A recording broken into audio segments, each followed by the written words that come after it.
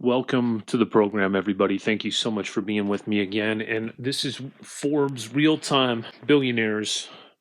This is the first time I've looked at this list. And sorry about that. Elon Musk, still number one. The Bernard Arnault and family. We don't even know who a lot of these people are. And their big thing is LVMH. No clue. Click on it, no information. Number three, Gautam Adani, surpassing Jeff Bezos. Infrastructure, commodities. So I'm assuming he's a Saudi Arabian guy. I'm assuming he's like an oil guy if it's commodities. Gautam Adani. Gautam Shantilal Adani, born June 24th, 1962, is an Indian billionaire industrialist. So he's an Indian. Chairman and founder of the Adani Group in Ahmedabad based multinational conglomerate involved in port development and operations in India. So that basically cleared nothing up other than the fact that he's Indian. So he's involved in ports, like ship ports, I'm assuming. Primarily led by his wife, Pretty.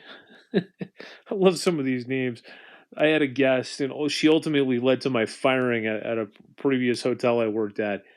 Her name was Shitty. Literally, her last name was Shitty.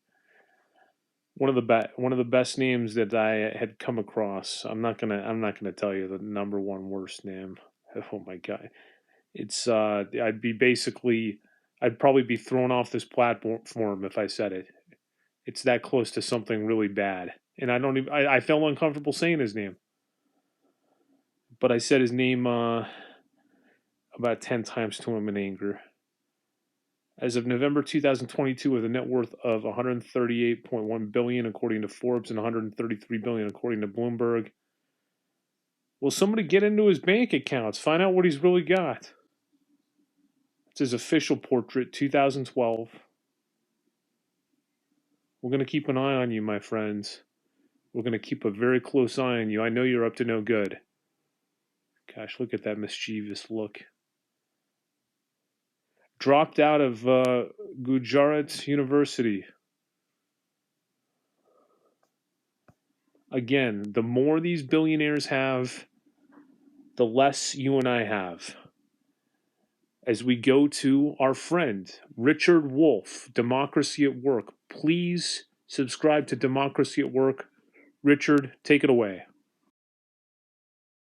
This is Richard Wolff from Democracy at Work, responding to another Ask Prof. Wolff question from our Patreon community. And this one comes from Dutch. And Dutch is upset, as rightly Dutch should be, by watching the current effort from the highest levels of the US government to make statements about the inflation that we are all suffering through that seem to blame labor. That's right. Working people are somehow at fault for the inflation. You see, in the way this goes, workers are pushing for higher wages.